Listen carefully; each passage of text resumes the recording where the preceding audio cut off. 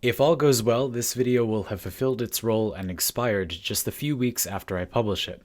If you're from the future, and you definitely are, check the description to see what happens. Future me will return down there to write you an update. Let's address the elephant in the room. This video is rather long, so thank you for clicking on it. Status effects and elemental balance are complicated, so I'm going to talk about a lot of stuff to set the stage before we hit every specific status effect. Because I'm going to be thorough, this video should make sense even if you have little experience with Warframe builds, or even if you don't know what status effects are or what they do. You will by the end of this video. Stay with me, and this will make much more sense on the other side. If you don't care either way about buildcraft, and you mostly enjoy the other stuff about Warframe, don't worry. There will probably always be a good generalist build in the game that kinda gets the job done everywhere. That happens naturally in most games as we optimize over time, so as long as there are generally applicable status effects for a generally applicable build, that will be true in Warframe too, which is a good thing for those that want that.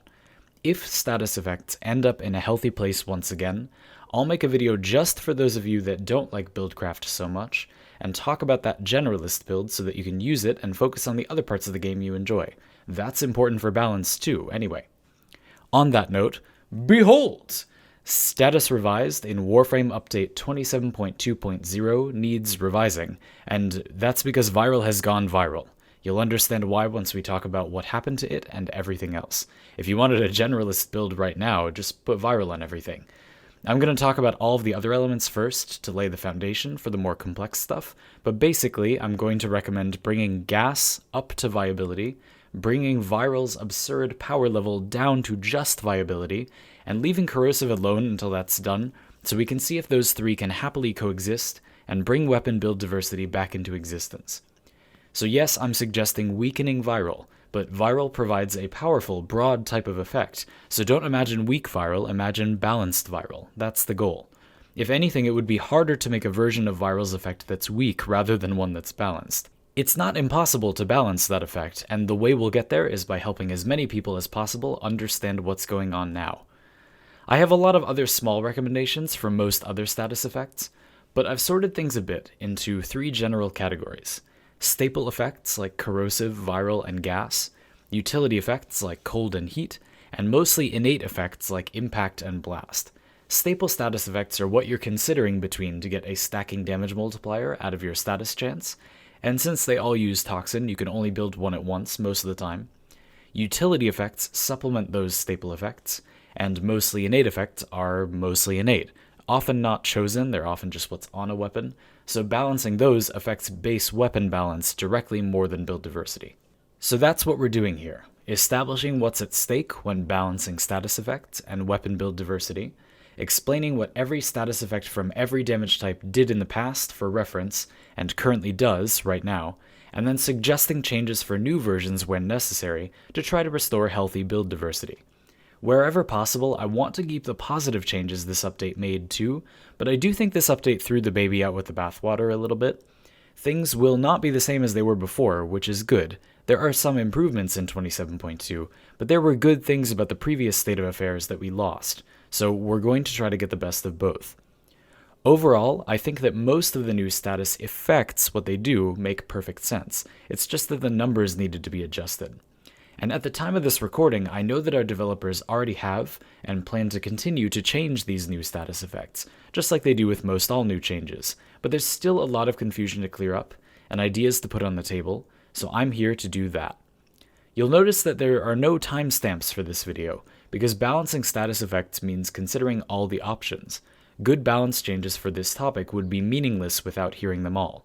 For example, weakening Viral to the point that it's balanced with Corrosive and Gas is a pretty direct buff to Magnetic, since that currently does the exact same thing but only affects shields.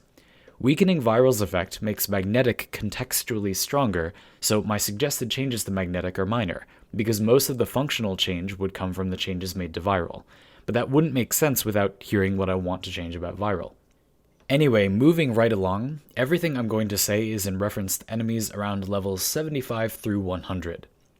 This is the ideal level range because it's only about as high as Warframe regularly rewards us for, but still high enough that it does matter what you build.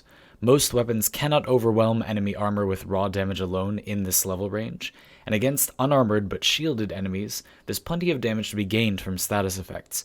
You can kill enemies at these levels without status effects, but you would kill them faster with good status effects.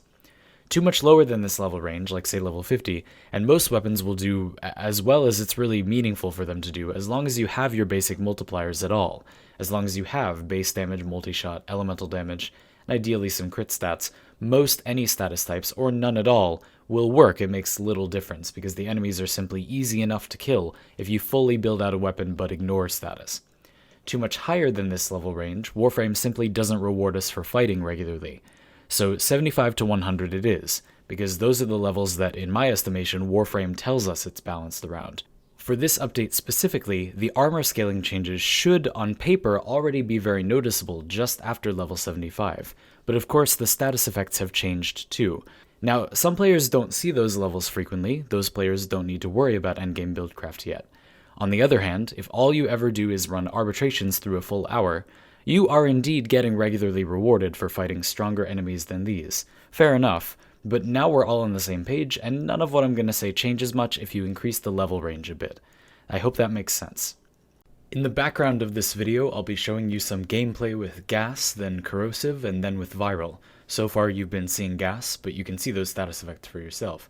For many status effects like Puncture and Blast, there isn't much to demonstrate visually, so I'll only be showing you examples with effects such as Impact and Electricity, where there is really something that's unclear unless you can see it happening. Not all of the gameplay you'll be seeing in missions takes place between levels 75 through 100, but I did my best to show you an assortment of situations using powerful weapons. This is not meant to be proof of some definitive statement about these status effects, because I do not care about providing any such proof in this video. I'm just here to explain what everything currently does, start a discussion, and offer suggestions. Again, while I think it's clear that status effects ought to be balanced for at least that level range, 75 to 100, this footage is not meant to be evidence of that. This footage is just here to help you visualize Gas, Corrosive, and Viral as we talk about them in detail, and to provide a reference point of some kind while we talk about all of the other effects. You may have heard people say that Corrosive, or maybe Viral, was all there was in the previous metagame. Intelligent voices in the community disagree about this topic, because not everyone knows about every build that exists. There is no literary canonical weapon builds, and say Corrosive or Viral was indeed usually good enough in the past, even if something else might have been better on certain weapons. For balancing purposes, we do need to care about which options are the most powerful, not just which options are powerful enough, but it may have felt like just one thing was the standout most powerful option previously, if you simply didn't need to use anything else. And that isn't exactly wrong, there just may have been more to the story. That all sort of doesn't matter though, because in 27.2, there is essentially no build diversity at all. Viral is just always the best overall option, so things could only have stayed the same or gotten worse, no matter what you think the meta was before. So we're going to try not to talk about how things were previously. It's good for us to move forward, we don't want to make things the way they were before. For what it's worth, I think that 27.2 status could easily become an even better system than the one we had before, just with some numerical changes. Significant changes, mind you, but it's not like what we have now has no potential. I don't want to undersell the value of a good first draft. Now, let's get to editing. Impact used to simply stagger enemies a little with each hit. 27.2 Impact, which I'm demonstrating now, staggers enemies more with each subsequent proc, and eventually knocks them down, which is a problem because enemies that are lying down are harder to shoot or headshot, and don't work as well with punch-through in a crowd. Staggering is a superior kind of stun in Warframe. A knockdown or a ragdoll or a lift is usually worse than a stagger, not better. It's important what Impact does, too, because it's an innate damage type that you usually can't remove, or choose to have. And as of our most recent dev stream, we heard that Impact is changing to no longer knock enemies down. It will simply stagger for longer after some subsequent Impact procs. That sounds perfect. It provides value for proccing a lot of Impact, and fixes the initial problems that created. The longer stagger may also combo nicely with Cold's heavy slowing effect in some situations. Our new Impact is also going to get another effect, where more Impact procs will increase the likelihood of a Parazon finisher, a mercy kill. I'm looking forward to demonstrating and build crafting with those changes in a follow-up video once they're live. If we can get more revisions like those, we're going to be in a good place. Slash's status effect does damage over time that ignores armor. This is not to be confused with Slash's damage bonuses, which do not ignore armor, they're pretty weak against it. Although I'll mostly be talking about the status effects here, damage type bonuses are very relevant sources of potential build diversity too, so while I won't be suggesting any changes to them, these little charts will show what they are. 27.2 Slash procs no longer bypass shields, they just treat them like more health now, but otherwise they're about the same as they were before. The heads-up display only shows a maximum of 10 Slash procs now, but you can have as many active simultaneously as you like, they just don't display after a certain point to alleviate lag. Not a lot to say here. Slash was and is pretty strong. It counters armor and it does enough damage that you aren't going to be waiting for its full duration for it to kill enemies. It usually just represents upfront armor-piercing damage, and it works really well with criticals as well, and headshots.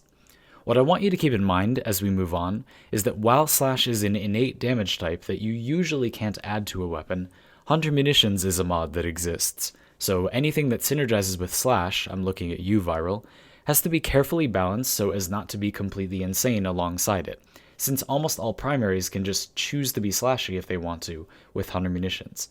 On a primary, you can have a force multiplier status effect that doesn't counter armor be just as good as one that does, all things being equal, since Hunter Munitions counters armor mostly for free while still adding lots of damage. So Slash is uniquely an innate damage type that can fairly often be a staple damage type.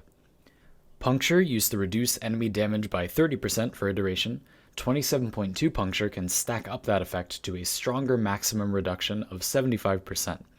That's unexciting right now, but our developers told us in the 27.2 patch notes that their long-term goal was, quote, to build upon this series of changes to eventually allow status to impact bigger threats like liches and eidolons, end quote, and sure enough, as soon as our next update, liches will apparently no longer be immune to status effects.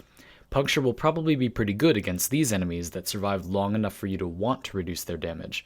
Usually it's better to just kill enemies because that reduces 100% of their damage, but heavier enemies like these, you might care about reducing their damage since you can't just kill them really quick. And Puncture damage already has a nice damage bonus against both types of armor, notably ferrite armor, which is what liches have, so I think 27.2 Puncture will end up being a reasonable innate type effect. Toxin does damage over time that bypasses shields. 27.2 Toxin no longer has a small damage bonus against ferrite armor, and its duration was brought down to 6 seconds to match Slash, but it's otherwise the same as before. The idea is that Toxin counters shields, and Slash counters armor, and the only problem with that is that armor is way more important than shielding. Toxin was and is a solid element that's going to be overshadowed by the combined elements it builds into, Corrosive, Viral, and Gas.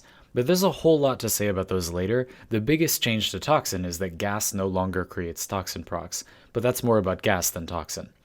For now, just keep in mind that while outright bypassing shields is great, Slash has absolutely no problem shredding through shields without bypassing them. Shielded enemies are still not that tanky even if you don't explicitly counter their shields, compared to armored enemies, for example. There's a whole separate discussion here about whether we want to build to counter specific factions or not. Do we want the game to be that way? Would most people enjoy Warframe more if that was the case? I don't think so, and that's a major premise of this video. I don't think that would be better, but it's hard to strike a balance where different defenses matter, yet not enough that you want to drastically change builds to fight most of them. That is how the game was before. I think that these changes indicate an intention to continue having it be that way, where we aren't incentivized to counter specific factions, but it's possible that that's not true. I don't know if that's the developer's intention. That's just what I was struck by when I read the patch notes. Overall, I think that puts Toxin in a strange place. It almost never matters what Toxin does because it's almost always part of a better combined element. Again, the biggest change to Toxin is that it isn't what Gas procs anymore, and we'll talk about that later, but I think it's worth avoiding balancing Toxin anymore while we work everything else out. Cold used to slow enemies by 50%, and 27.2 Cold can now stack up that effect. It starts at a weaker 25% slow, and can stack up to 70% after 10 procs.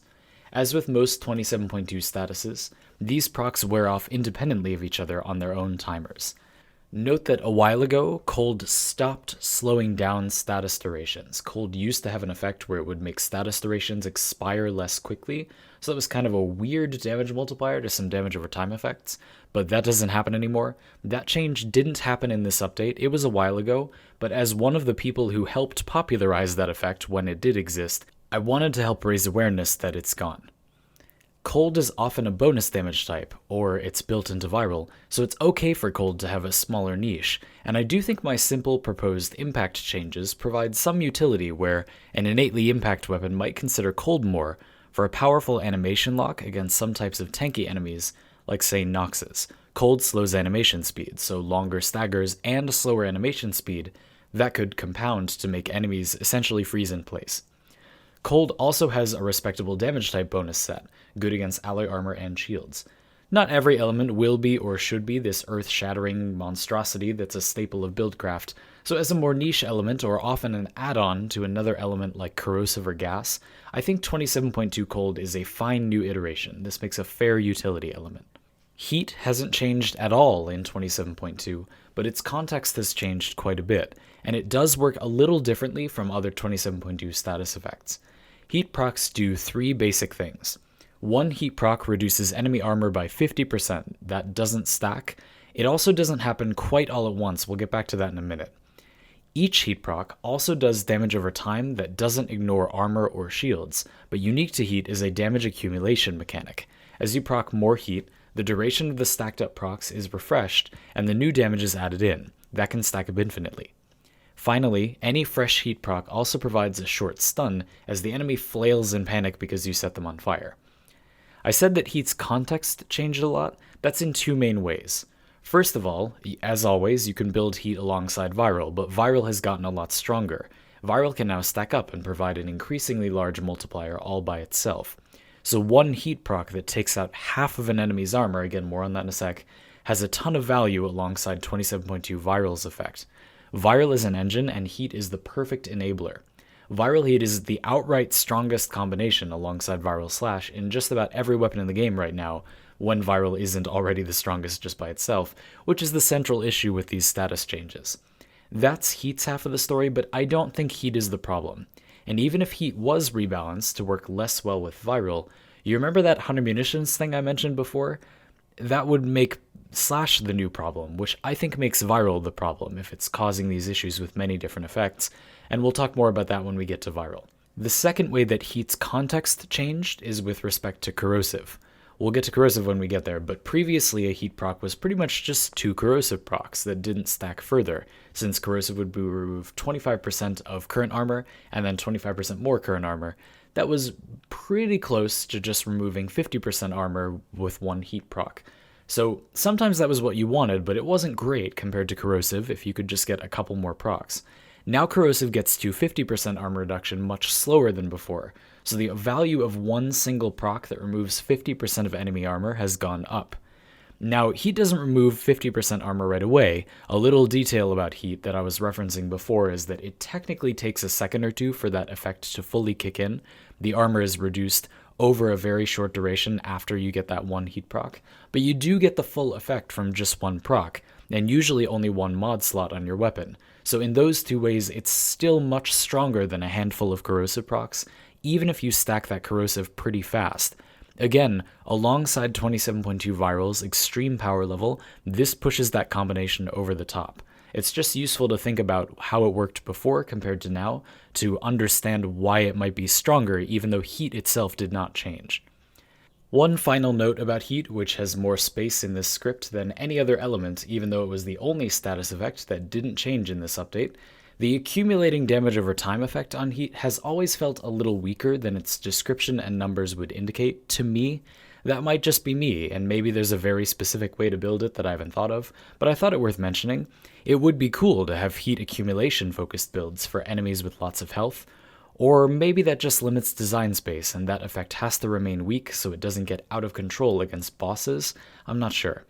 Overall, I don't think Heat should change much, if at all. Heat makes a strong utility element. Electricity fires chain lightning with its status effect. That does damage to nearby enemies and stuns the enemy you procced directly. It's a little bit different than other stuns. It's a pretty good stun too. Most humanoid enemies will hold their hands away from their faces like you tased them or something, so you can very easily headshot them. So a minor benefit, but it's something. In 27.2, electricity will now still fire chain lightning if it procs on an enemy that was already stunned, which didn't happen before. I'm not clear if the chained enemies are also supposed to get stunned, but they currently don't. I'm also not clear on whether electricity is supposed to deal damage over time.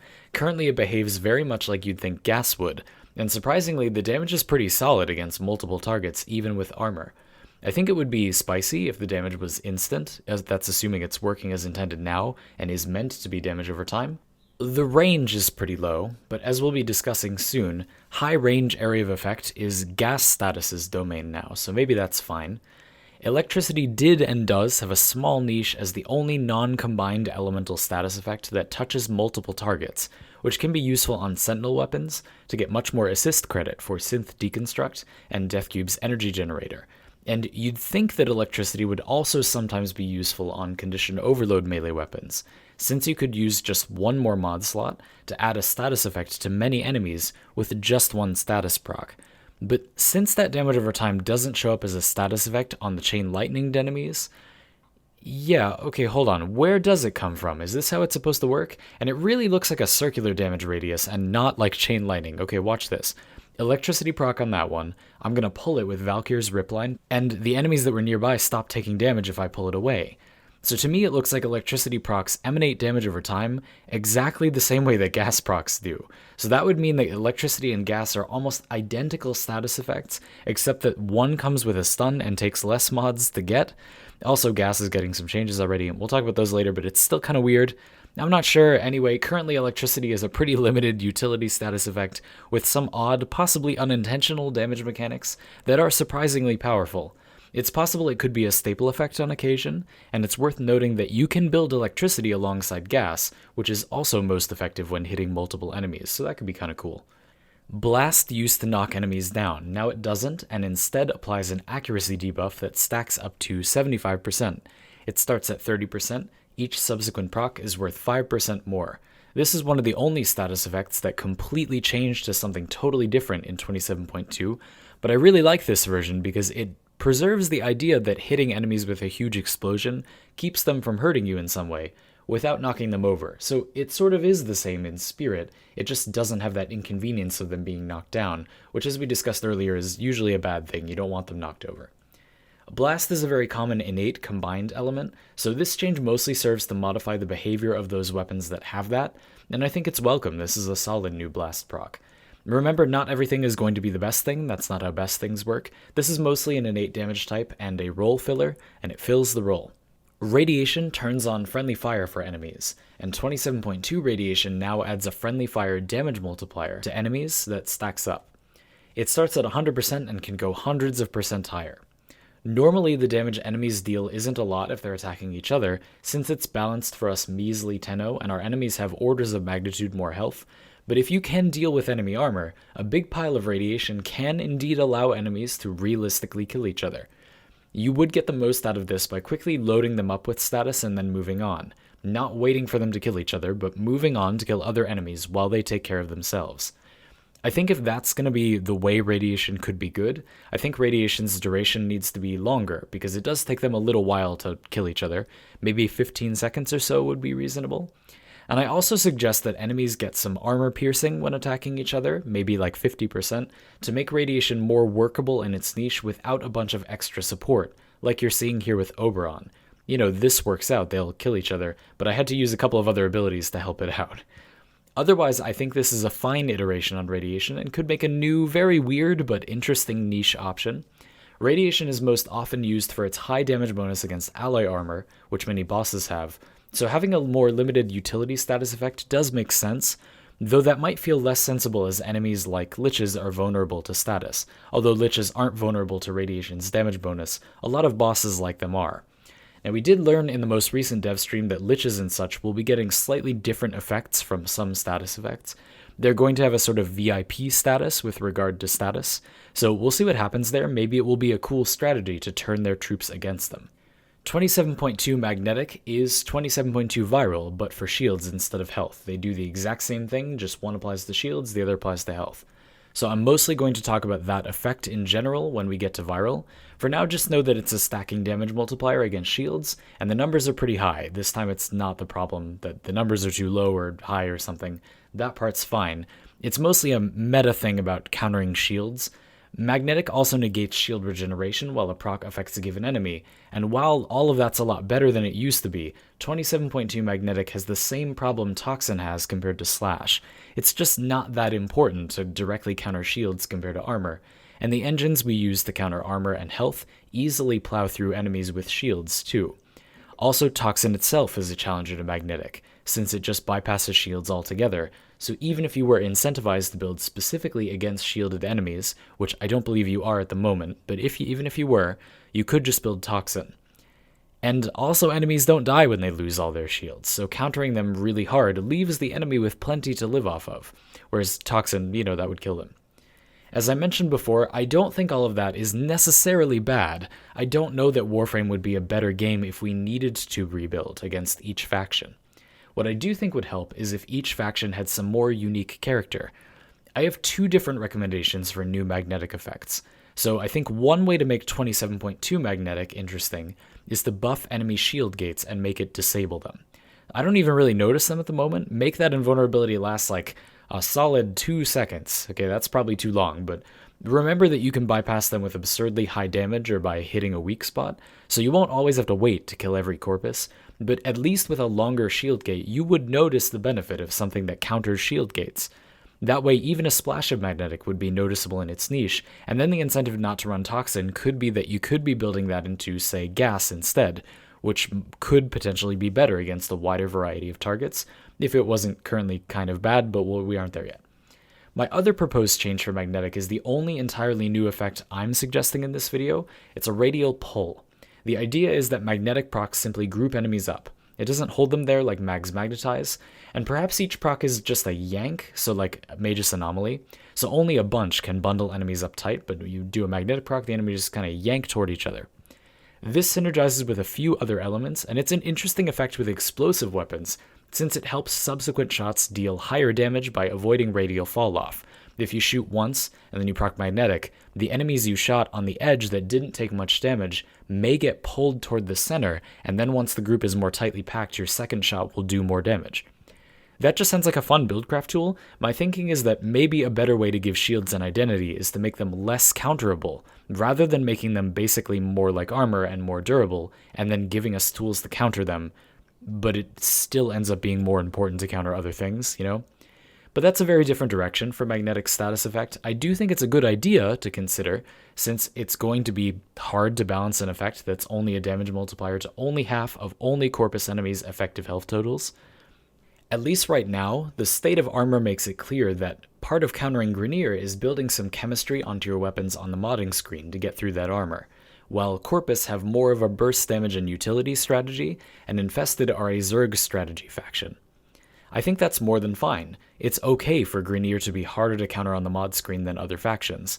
I think the trick is to require us to at least contend with something against each faction. So I think shield gates are a good defense for shielded enemies. Not something that you have little choice but to address in some way, like armor, but something you do still notice and would care about disabling, even if you don't need to. So magnetic disabling shield gating might make sense that way, and magnetic pulling enemies together could make sense in that it wouldn't be tied to a faction directly anymore. For an example of how this is already the way Warframe works, look at Infested, a faction about role players that buff the whole group, like Ancients, which absorb incoming status effects for other Infested, and there's tar-flinging things that give the group temporary armor. You don't generally counter Infested on the modding screen, you usually just counter them in gameplay by carefully taking out the most important units first to weaken the rest. There are status effects that help more directly, like Radiation, which turns off Ancients, and other effects which certainly work well against the way Infested move, like Gas, but you can get by without them. That hits this balance where status effects still matter against Infested, but you don't strictly need a specialized build against them. I think it's fine for one faction to be the one that Buildcraft centers on, while other factions still engage with that system, but don't make demands on it quite as strongly. Hypothetically, if our developers are trying to shift buildcraft, so you build one thing to counter each individual faction, so this is the opposite of what I was just talking about, well, first of all, I think that's a worse idea, and this update actively got us further away from that, but it doesn't change much about these recommendations I'm giving. Elements still have to have various niches to create meaningful choice. As for shields, if we're going to be heavily incentivized to build against each specific faction, we would then need to address Toxin just being better than Magnetic against shielded enemies. The fact that Toxin builds into other elements, which are better generalist choices, wouldn't help balance it against shields in a world where we for some reason don't value generalist choices.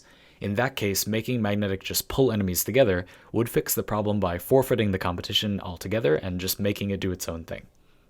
And with that, we're on to the three most obvious potential staple status effects, starting with Corrosive, which used to remove 25% of an enemy's current armor, and then eventually due to rounding it could remove all of it. 27.2 Corrosive is different in three ways. The first proc removes 26% armor, subsequent procs now remove a flat 6% more armor each rather than another percent of current armor, and 27.2 Corrosive caps at 10 stacks like most other 27.2 status effects. 10 of these procs with those numbers comes out to 80% armor reduction, and just to be clear, after that, more Corrosive does not remove any more armor. Corrosive no longer can remove all armor. Keep in mind that 27.2 Corrosive also has a duration. Old Corrosive removed that armor permanently, but this version wears off after 8 seconds. Each stack has its own duration. The first proc of 27.2 Corrosive is about the same as old Corrosive was, but I think you should focus on comparing it to Heat. We don't want to compare to the things that we had before because things have changed. So comparing to Heat, we have one proc that gets 26% of armor, 25% of armor, so about half of what Heat gets you. And then the next few procs are slower, right? So Heat would get you 50% armor with one proc, you just have to wait a second. And in that time, Corrosive could also remove 50% armor, but you'd need like 5 or 6 procs instead. So I think you should think of that as being slower. Maybe you could just say weaker, but I think it's mostly slower than Heat and then old Corrosive, if you will, since Corrosive is usually best when you have a lot of follow-up procs.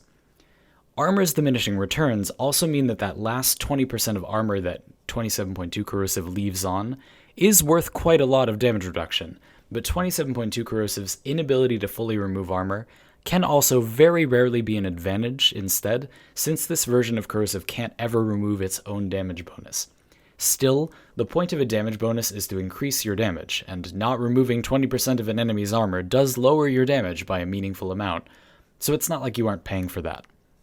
The idea behind weakening, or I'm going to say slowing down Corrosive, was that enemy armor values increase less aggressively, starting at around level 75 compared to how they were before. So the problem is that level 75 armor is still significant, and 27.2 Corrosive removes it kind of slowly, or maybe we ought to say inefficiently at this point compared to Heat. In light of Heat removing 50% with just one proc, that's worth 5 or 6 27.2 Corrosive procs. Why run Corrosive at that point, when you can just add an entire second multiplier with Viral? Bringing Viral in line will help with this issue, and you'll notice that 27.2 Corrosive certainly isn't bad on some of our stronger weapons. So my proposition for Corrosive is, let's leave it for now, and fix everything else first. It might be objectively balanced right now, and it's just hard to tell since everything else is so out of whack. Yes, it's finally your turn. Viral, used to have enemy max health. The 27.2 version doubles your damage against health on the first proc, which is mostly the same as having health, except that if the Viral proc wears off, the enemy doesn't get the health back.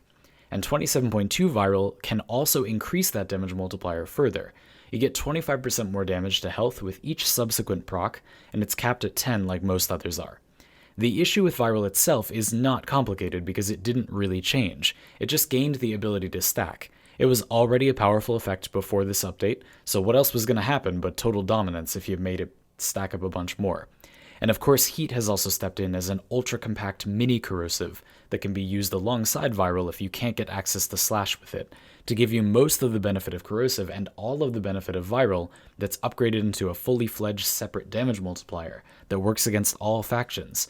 Everyone has health. Something that is good against literally just health in general has to be very limited to be balanced, and Viral is the opposite of that. It's a pretty large damage multiplier, and again it works on basically everything. It was a large multiplier before, but at least it didn't stack.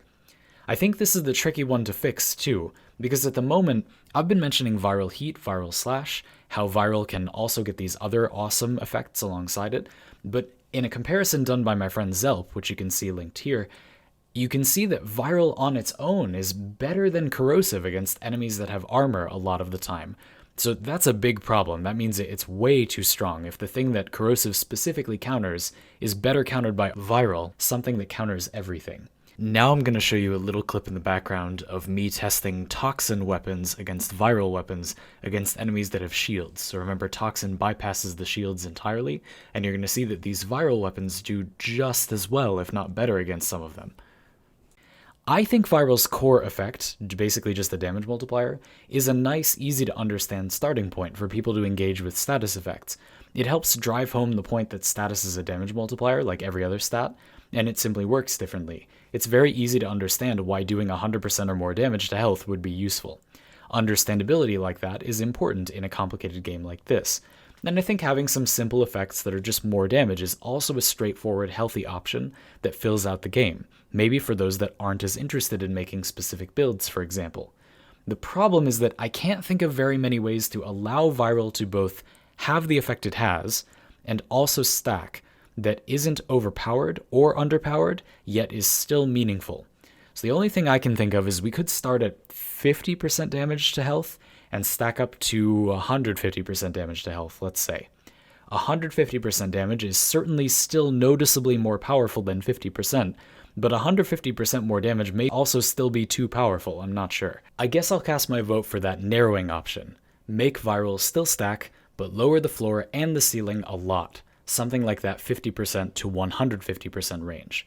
So for reference, that would mean that the first Viral proc would be significantly weaker than a Viral proc used to be, and weaker than the first one is now in 27.2. And then the effect would stack up to eventually still be significantly stronger than, for reference, old Viral having 1 proc at 10 stacks. So our version is weaker than it used to be at first, and then stronger than the old version of Viral once you stack it up to 10, but still a lot weaker than 27.2 Viral at that 10 stacks. But that would be weaker, and it needs to be, you know? It's a question of whether that's weaker enough. It does the broadest thing in the strongest way, so this effect will still be viable as long as it does something overall close to what it does now, but it might also still be overpowered if it's too close to what it is now. This is your daily reminder that it sometimes benefits everyone to make something weaker when it allows other options to be viable, and the weakened thing remains viable itself. Don't imagine weak Viral, imagine balanced Viral. Assuming that gets sorted out, the only remaining issue is gas, which used to explode for some damage and then proc Toxin on enemies in that blast radius. Now it's very different. I'm happy I saved this one for last. So 27.2 gas proc now turns the affected enemy into a little gas diffuser. It deals damage to that enemy and all enemies around that enemy for a 6-second duration to match Slash and Toxin and such. We have already heard that some changes are coming to gas too, but this time I'm going to talk about the base 27.2 version first, since these changes will have a less straightforward effect than the impact revisions we talked about earlier. There are a few reasons why gas currently usually does an amount of damage so small you need a plus zoom mod to see it, but the most important one is simply that it now deals gas damage. If you've used gas before and are confused by the damage difference now, keep in mind that Toxin had a 25% bonus against ferrite armor, and it ignores shields, so that's a pretty nice pair of bonuses that was basically rolled into gas before, since gas procs used to proc Toxin procs. Damage bonuses against armor types also ignore that amount of armor, so that was like having a free corrosive proc on ferrite enemies, the more common armored type. And then it was obviously excellent against shield enemies because they went right through the shields. Now, I don't think that past version of gas was ideal for a lot of reasons. It was really unclear and messy, but looking at it this way gives us an idea of what gas might have had going for it before, which can help calibrate the damage now. It at least gives us a good place to start. 27.2 gas does gas damage instead, so it lost all of those benefits from Toxin, and gas damage does 50% less damage to all cloned flesh, so that's the base health type of basically all Grineer, and then 25% less damage to normal flesh, so that's Corpus flesh. It does half damage against Grineer and 25% less against Corpus, while also losing those other bonuses. That alone is more than enough to show us that gas will need some help if it's going to do good damage. There are other issues, but I don't think they would be a big deal if gas did respectable damage, so I'm not going to get into them. This video is long enough already. My proposed change was to double gas's damage output, and I was going to say it would be worth increasing the damage radius of that effect too. Our developers are already increasing the radius. These are the changes I mentioned before. In the future, gas will affect a larger radius the more you stack up, and apparently the full radius is going to be quite large. I heard 10 plus meters. Gas will also be changed to persist in the area after a host dies as a unique effect. So a big stack of gas will persist to finish off hardier enemies as the weaker enemies die first. That's also a great change.